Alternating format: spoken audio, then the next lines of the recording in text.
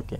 అంటే ఏం చెప్పింది సార్ కోర్టు తీర్పు ఏ రకంగా వచ్చింది? ఎటువంటి శిక్షలు ఉండబోతున్నాయి? మిస్‌యూజ్ చేస్తే ఎలాంటి శిక్షలు అమలయ్యే ఛాన్సెస్ ఉంటాయి? ఇప్పుడు మిస్‌యూజ్ చేస్తే శిక్షలు ఉంటావు ఇవన్నీ కాదండి. ఇప్పుడు సివిల్ ప్రొసీజర్ కోర్టులో ఆయన వెళ్ళారు. సిటీ సివిల్ కోర్టులో వేసిన దావాలో ఆయనకి వెసులుబాటు ఇచ్చారు. ఒక వెసులుబాటు ఇచ్చిన తర్వాత ఆయనకి ఇచ్చినటువంటి ప్రైవసీ యాక్ట్ ఆయన ఫిగర్ని వాడుకుని ఆయన పేరు పెట్టుకుని వాడుకుంటూ నిషేధం. నిషేధం అంటే నిషేధం. ఒకవేళ నిషేధాన్ని కనుక ఎవరైనా వెళ్తే కనుక దానికి డ్యామేజెస్ ఆయన క్లెయిమ్ చేసుకునే రైట్ ఆయనకు ఉంటుంది. ఓకే. మామూలుగా ఏదైనా డ్యామేజ్ క్లెయిమ్ చేసుకోవాలంటే చాలా ఎక్కువ ప్రూవ్ చేసుకోవాలి. అప్పుడేమవుతుందంటే కంటెంప్ట్ ప్రొసీడింగ్స్ అంటారు. అంటే ఆయన ఆల్రెడీ వచ్చినటువంటి ఇంజెక్షన్ని నువ్వు కంటెంప్ట్ చేసావు, ధిక్కరించావు కాబట్టి నీ మీద డైరెక్ట్గా శిక్ష ఉంటుంది.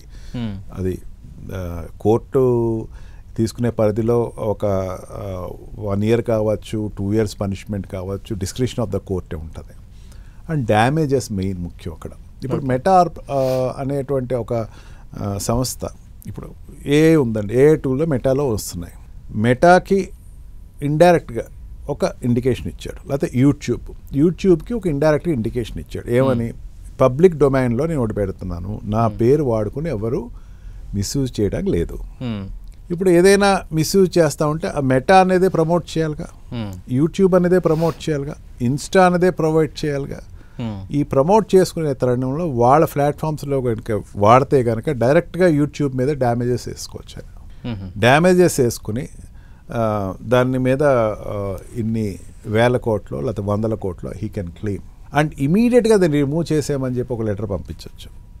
మీరు వెంటనే అది స్క్రీన్ తీసేసేయండి, లేకపోతే అది ఇచ్చిన వార్నింగ్ వాళ్ళు ఒబే చేస్తే వెల్ అండ్ గుడ్, లేదంటే కంటిన్యూ చేస్తూ ఉంటే ఇమీడియట్గా they have to go for the compensation. And ఇది regarding through the information sector is concern. And ఏదైనా ఒక దాబాఓ లేకపోతే ఒక వాట్ వి కాల్ ఒక షాపు ఎవరో చిరంజీవి గారి పేరు డైరెక్ట్గా పెట్టుకుని వాళ్ళు ఏదైనా బిజినెస్ చేస్తున్నారు అనుకోండి, ఆ బిజినెస్ని ఆయన ట్రేడ్ మార్క్ లైసెన్స్ అంటారండి.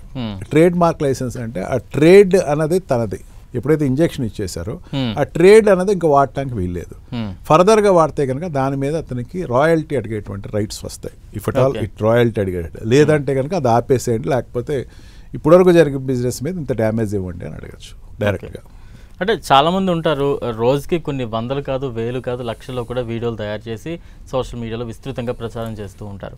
వాటిని ఆ వ్యక్తులు ఎవరైతే ప్రొటెక్షన్ పొందుతున్నారో న్యాయస్థానాల నుంచి వారు గుర్తించిన తర్వాత వారి తయారు చేసిన వారి మీద కంప్లైంట్ చేయడానికి అవకాశం ఉంటుందా? లేదంటే ఆటోమేటిక్గా అది ఒక సిస్టమ్ కింద తయారైపోయి అలాంటి కంటెంట్ వీళ్ళ అప్రూవల్ లేకుండా వస్తే అది గుర్తించే అవకాశం ఉంటుందంటారా? ఇప్పుడు యూట్యూబ్ ఉందండి, లేకపోతే ఇన్స్టా ఉంది, ఫేస్బుక్ ఉన్నాయి. ఈ 3 కూడా ఒకళ్ళే నడుపుతూ ఉంటారు.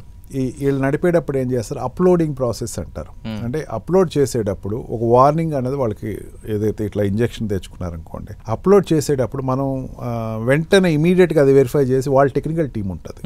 టెక్నికల్ టీం ఏం చేస్తుందంటే దాన్ని అప్లోడ్ చేసినట్టే బ్యాన్ చేసేస్తుంది. అదే మెటాలో కూడా వాళ్ళ టెక్నికల్ టీం ఉంటుంది.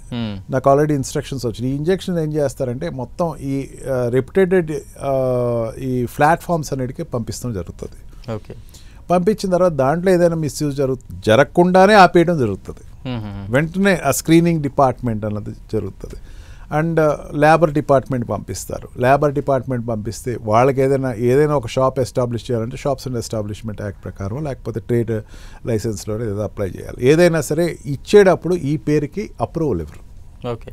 ఇంకా చితకా కాఫీ స్టాల్స్ లేకపోతే టీ బట్టీలు అంటే అంత వైడ్గా ఆపేటువంటి పరిస్థితి ఉండదు. కానీ బట్ ఒక రకమైనట్టు ఇన్కమ్ ట్యాక్స్ డిపార్ట్మెంట్ ఉంటుంది. ఇన్కమ్ ట్యాక్స్ డిపార్ట్మెంట్లో ఇప్పుడు ఆల్రెడీ ప్రతిదీ కూడా ఆన్లైన్ ట్రాన్సాక్షన్సే.